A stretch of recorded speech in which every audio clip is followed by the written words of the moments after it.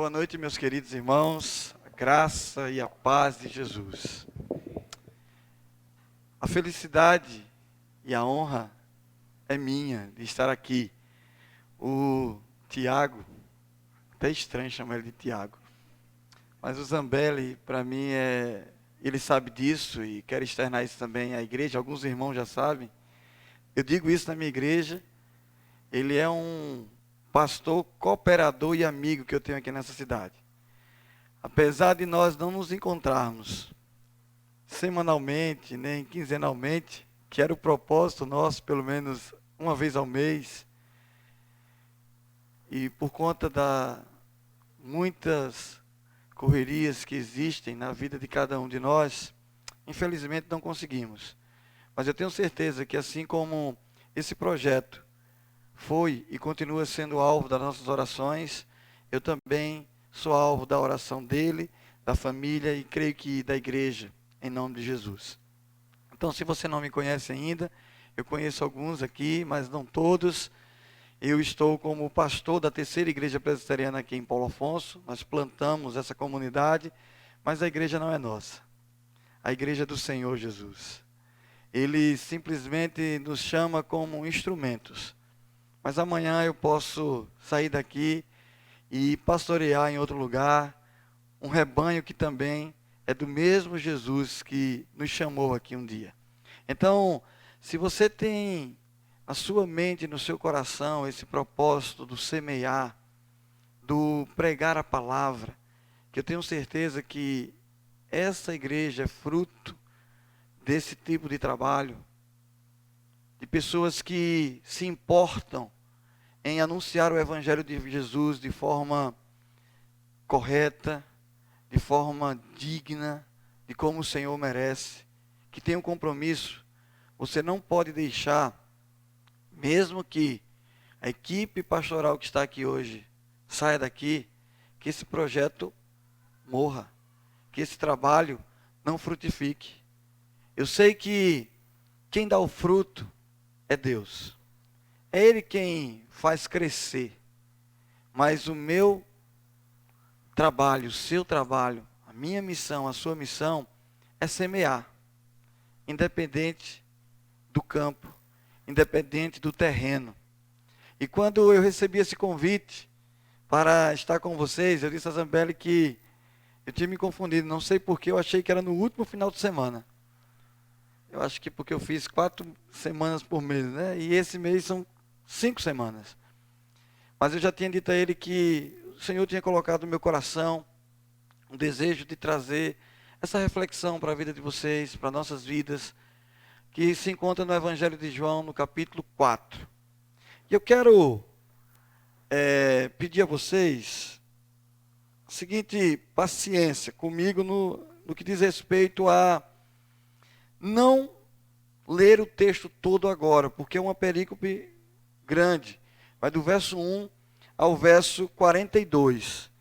Mas eu quero convidá-los, à medida que nós formos trazendo os pontos, lendo os versos. Mas eu quero iniciar lendo os 3 primeiros versos e o 42. Os 3 primeiros e o último dessa perícope. Ok? Nos diz assim a palavra do nosso Deus. Quando, pois, o Senhor veio a saber que os fariseus tinham ouvido dizer que ele, Jesus, fazia e batizava mais discípulos do que João, se bem que Jesus mesmo não batizava, e sim os seus discípulos, deixou a Judéia, retirando-se outra vez para a Galiléia. Verso 42. E diziam à mulher: já agora não é pelo que disseste que nós cremos, mas porque nós mesmos temos ouvido e sabemos que este verdadeiramente o Salvador é verdadeiramente o Salvador do mundo. Você pode fechar os seus olhos e nós vamos orar mais uma vez ao Senhor? Amado Deus, bendito Pai, nós queremos mais uma vez pedir ao Senhor que fale ao coração da tua igreja aqui reunida nessa noite, usa-me como instrumento, apesar de mim, para ministrar ao coração do teu povo, daqueles a quem o Senhor escolheu, daqueles a quem o Senhor chamou. E é no nome de Jesus que nós oramos e agradecemos. Amém. Queridos irmãos, é interessante que o Evangelho de João escrevendo, ele traz nesses primeiros versos algo que eu queria chamar a sua atenção. Consideração inicial, essa daí inclusive eu nem coloquei, mas eu quero chamar a sua atenção para que o texto nos mostra. Jesus, em momento nenhum do seu ministério, ele estava desejoso de que o seu nome crescesse. Em nenhum momento. E aí, quando eu digo o nome dele crescer, é a pessoa ou o ministério dele. Porque sempre foi o desejo dele que o nome de Deus crescesse entre os homens.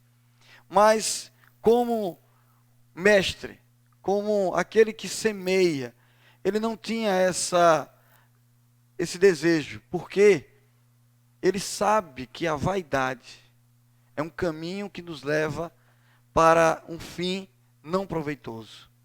E aí, o que é que os fariseus fazem? Começam a lançar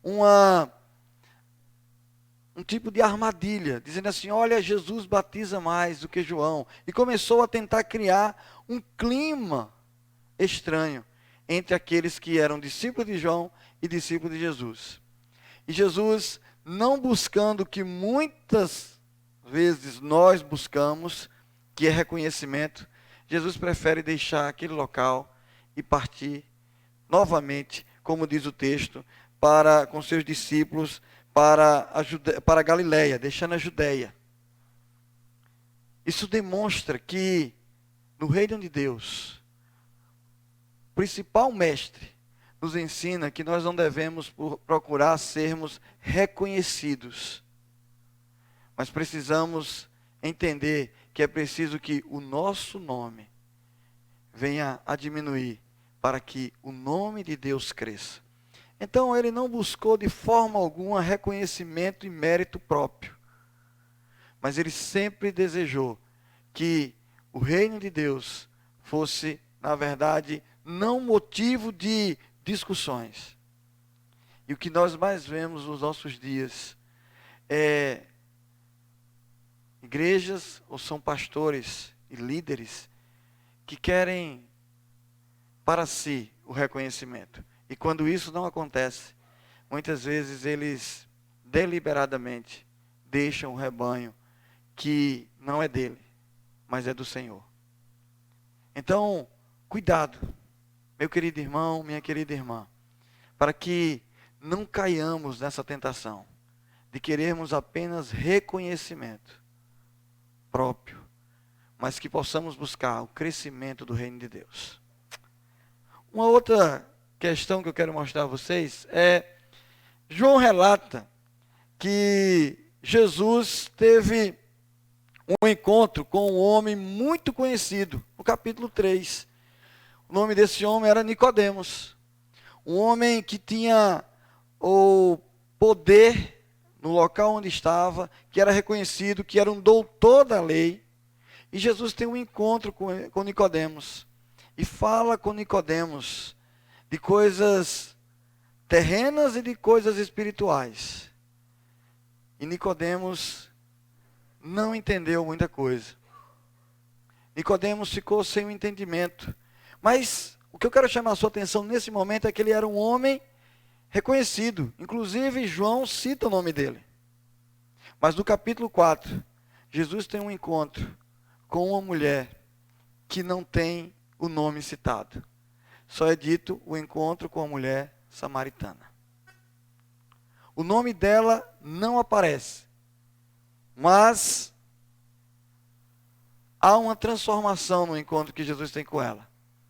Mas veja, como semeador, Jesus não escolheu apenas alguém conhecido ou alguém desconhecido. Ele semeou a palavra dele no caminho onde as pessoas estavam à sua disposição, ele pregou o evangelho. Então, eu e você precisamos aprender essa lição com Jesus. não podemos escolher quem ou a quem nós vamos anunciar o Evangelho da graça. Porque ele é de graça, mas ele teve um alto preço para que fosse graciosidade na minha vida e na sua vida hoje. Então, precisamos não olhar a quem, mas anunciar o Evangelho de Jesus, na perspectiva de que mudanças podem ocorrer na vida das pessoas. Sejam elas conhecidas na cidade, sejam elas pessoas anônimas. Agora, o que é interessante, se você observar, é que no registro de João, ele nos leva a concluir o seguinte, que os resultados foram diferentes desses dois encontros. Mesmo se tratando do mesmo semeador, que era Jesus, os resultados foram diferentes. Nicodemos, pelo que sabemos, ele ouviu, ele entendeu, ele era um apaixonado por aquela palavra de Jesus, mas ele não teve coragem de segui-lo.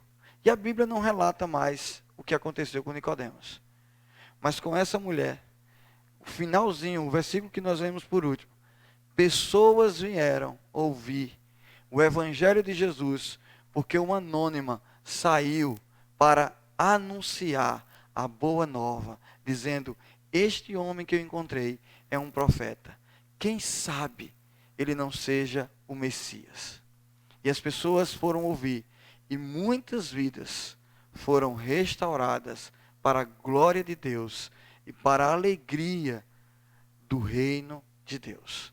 Então, não cesse de falar do bom evangelho que transforma a vida. Então, nessa noite, eu quero partilhar com vocês justamente sobre esse encontro transformador.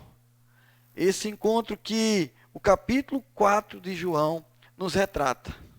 E aí sim, eu quero trabalhar alguns pontos e ler alguns versos com vocês à medida que nós formos compartilhando a palavra de Deus. Então, o primeiro ponto que você consegue observar, está aí na nossa projeção, Jesus usa um meio comum para iniciar um diálogo. E apela para a bondade da mulher. O verso 7 diz assim, dai-me de beber.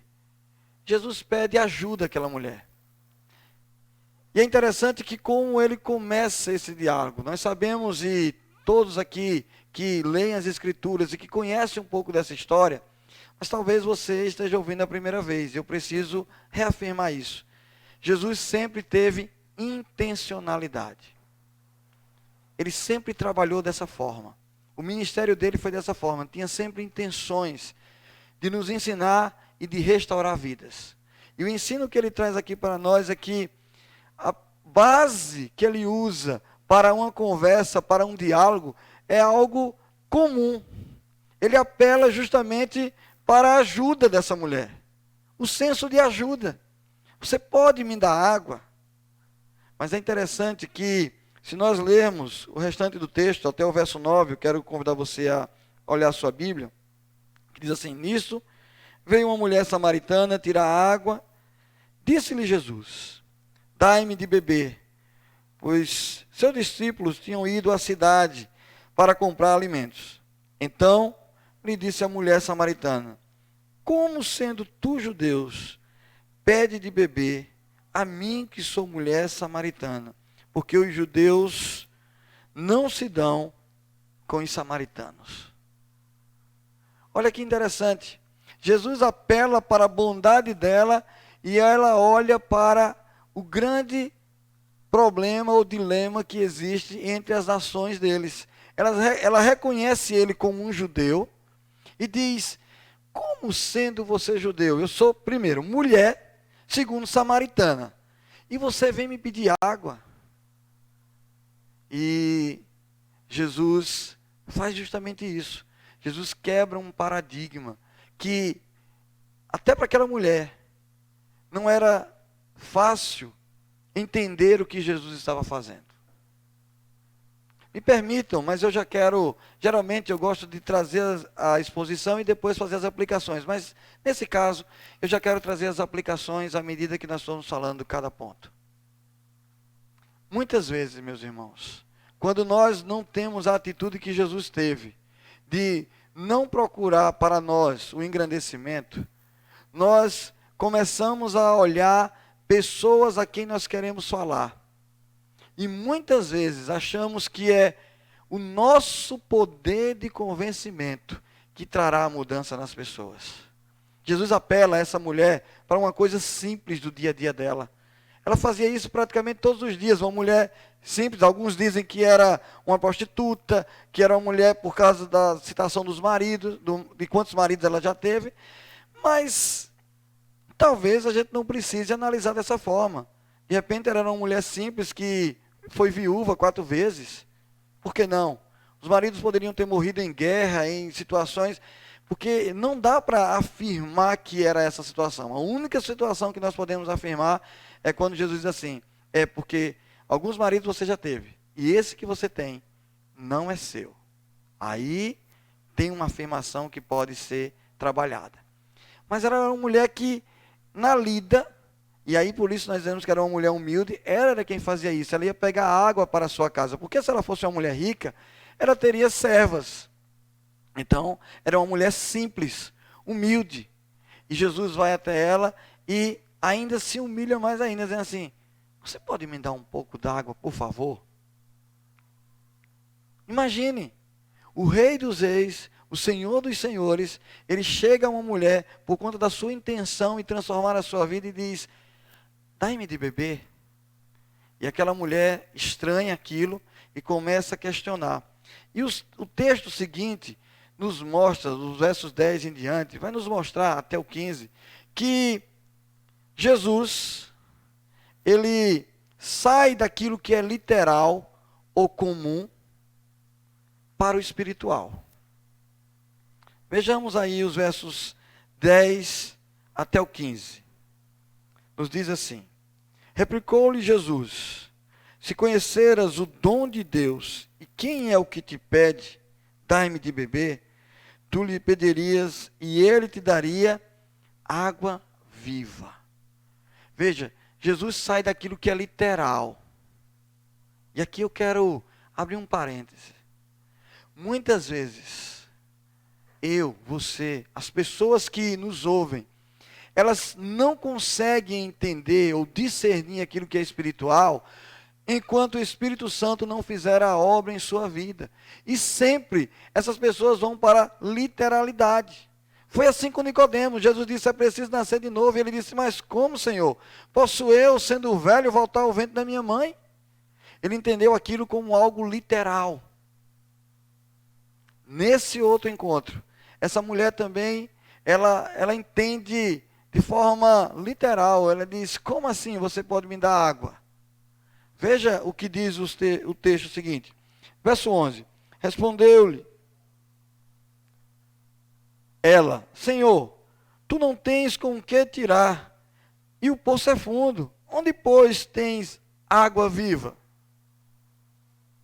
És tu, porventura, maior do que Jacó, o nosso pai, que nos deu o poço, do qual ele mesmo bebeu, e bem assim seus filhos e seu gado? Afirmou-lhe Jesus, quem beber desta água tornará a ter sede. Aquele, porém, que beber da água que eu lhe der, nunca mais terá sede.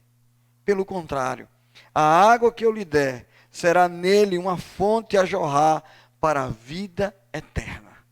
Aí veja o que diz o verso 15. Disse-lhe a mulher, Senhor, dai-me dessa água para que eu não mais tenha sede, nem precise vir aqui buscá-la. Você percebe que ela está enxergando só o que é literal? Jesus está falando de algo espiritual. Eu quero te dar água viva. Você beber da água. Se você conhecesse o dom de Deus, e nós sabemos qual é o dom de Deus, a fé salvadora. Ele disse, se você conhecesse e soubesse quem está te pedindo água de beber, você é que pediria. Mas ela não entende. Ela disse: e por acaso você é maior do que o nosso pai Jacó? Que construiu esse poço, que tem esse poço, que bebeu água dele, e os filhos também, até o gado. Você é maior do que ele? Você não tem nenhum cântaro, não tem nenhuma vasilha para tirar água. E veja que é interessante. Essa vasilha é o ponto de partida do diálogo. É porque ela chega para pegar água. Ela tinha uma vasilha, Jesus não tinha de fato, naquele instante. Então, olha só, muitas vezes as pessoas estão ouvindo o Evangelho, mas elas só conseguem entender aquilo que é literal. E o que nós precisamos fazer como semeadores é pedir a Deus: Senhor, abre os olhos para que eles possam ver, para que eles possam entender a Tua palavra e serem transformados por aquele que é o Senhor dos senhores, o Rei da história. Jesus disse: você jamais terá sede, quem beber da água que eu der. E o meu desejo aqui nessa noite também é que você já tenha bebido dessa água. A água que é uma fonte. Ela é o nome da igreja, fonte. E essa fonte, ela não seca. Não a Igreja Batista Fonte, mas Jesus, que é o dono da Igreja Fonte. Ele não deixa que a água dele cesse na minha vida e na sua. Agora, olha aqui, meu irmão. Jesus não prometeu que nós não teríamos problema. Eu falava hoje na nossa EBD, Tiago, na nossa comunidade, sobre a igreja dos Colossenses. E quantos problemas aquela igreja teve? Por conta de heresias que começaram a penetrar no ensinamento da igreja. Sincretismo religioso, filosofia grega. E aí Paulo, quando é avisado por Epáfras que isso estava acontecendo, Paulo chama a atenção daquela igreja.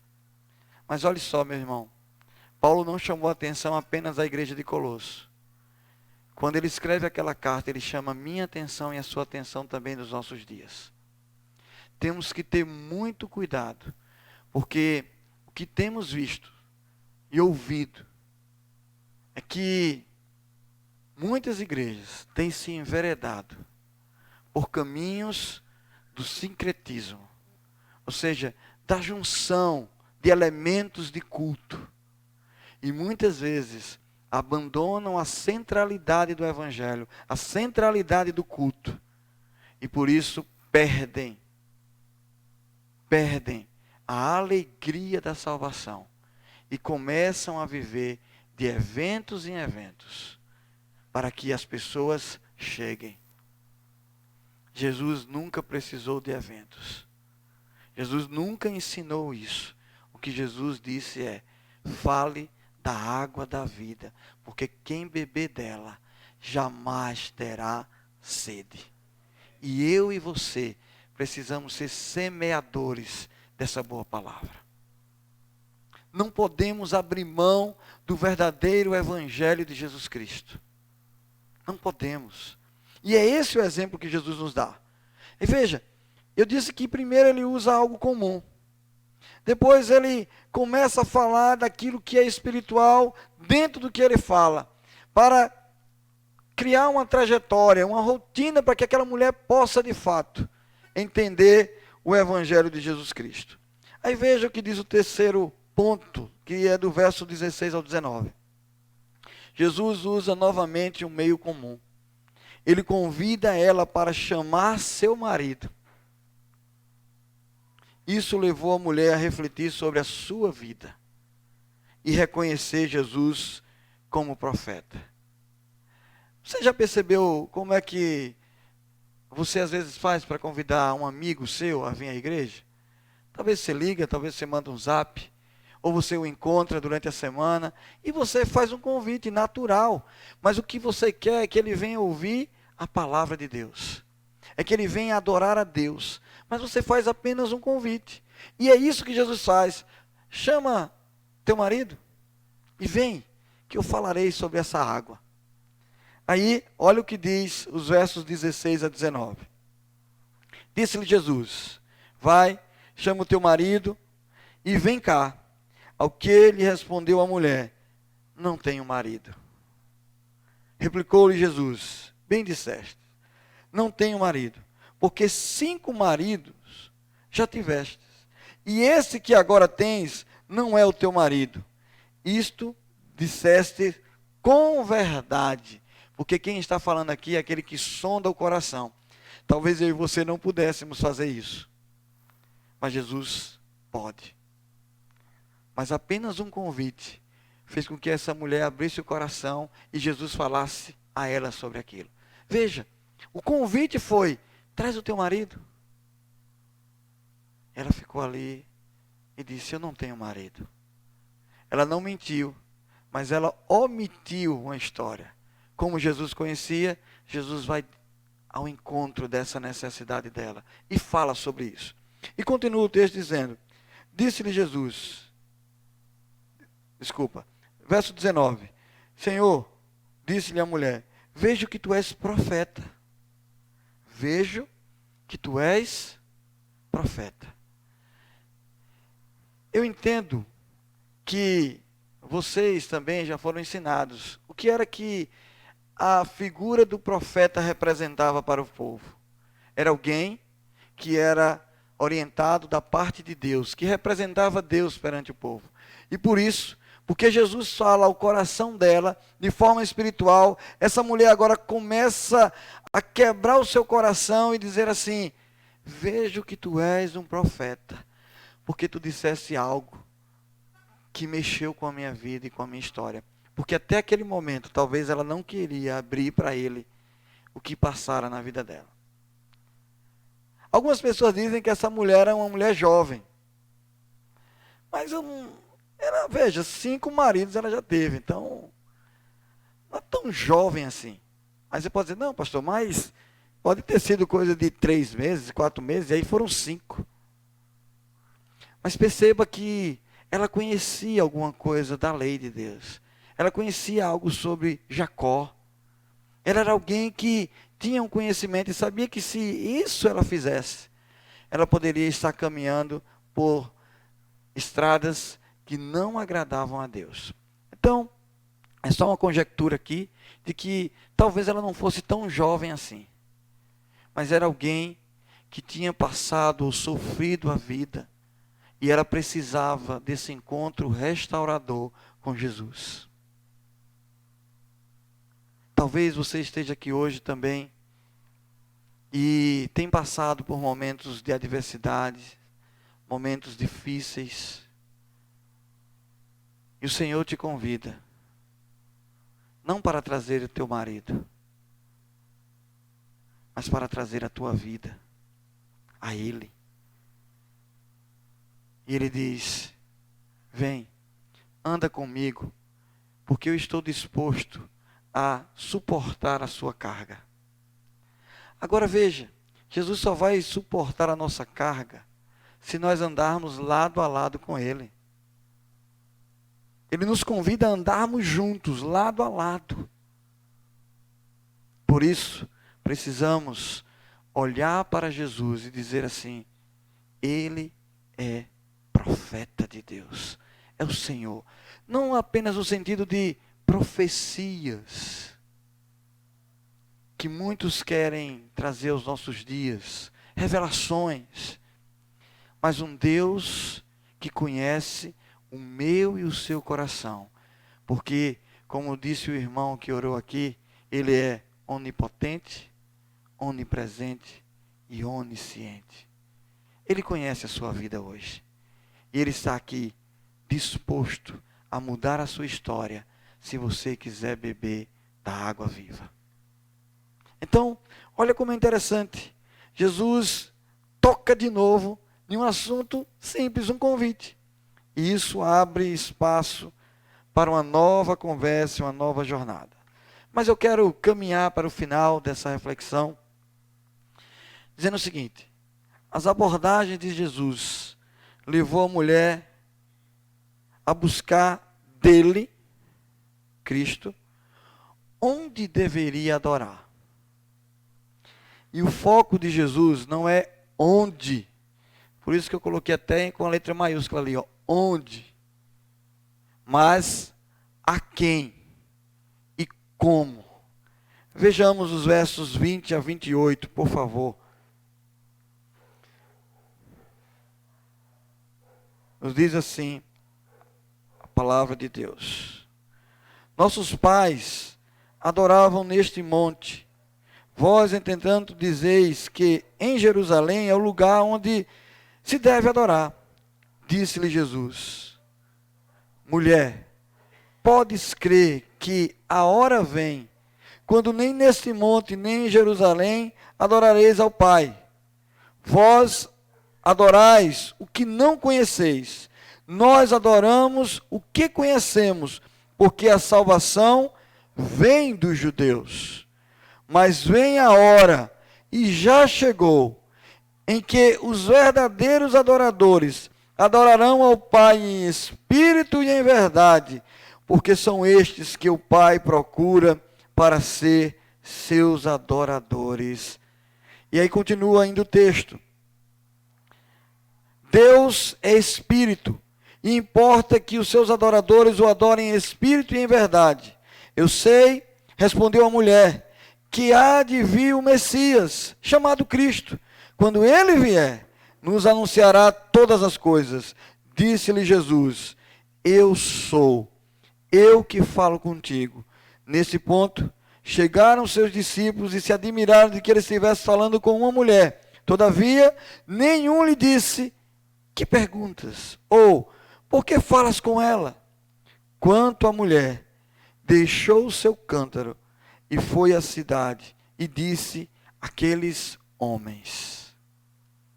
Meus queridos irmãos, a abordagem de Jesus simples leva a um diálogo, mas chega um momento que Jesus se revela, porque ela diz: você é profeta, pelo que você disse. Veja o que é esse profeta. E Jesus diz: olha. Aí ela começa assim: mas então me diga, onde é que nós devemos adorar? E Jesus tira o foco de onde? Se é aqui, se é em casa, se é na terceira igreja, se é em São Paulo, se é Quixaba, se é em Glória. Não. Jesus disse: olha, vem a hora, e já chegou, onde os verdadeiros adoradores adorarão ao Pai. Não é onde, mas a quem e como devemos adorar. Aí ele diz: em espírito e em verdade. E só há verdade onde há o evangelho de verdade, irmãos. Porque onde há inserção de fatores que não estão prescritos nas Escrituras, não há verdade. Então só há adoração de verdade onde o evangelho verdadeiro chega. E temos que ter cuidado, porque senão as heresias chegam sorrateiras, porque elas chegaram no meio das igrejas onde Paulo foi o plantador. Ou vocês não lembram da carta aos Gálatas? Ó Gálatas insensatos. A carta de Colossenses, Paulo condena os judaizantes também, porque eles estavam querendo que, além de ter um sincretismo religioso, por conta da filosofia grega, do misticismo dos orientais, ainda tinha o legalismo dos judeus. É preciso, tem que fazer isso, não pode comer, tem que ter uma dieta alimentar, não pode comer isso, não pode comer aquilo, tem que guardar o sábado, precisa circuncidar-se.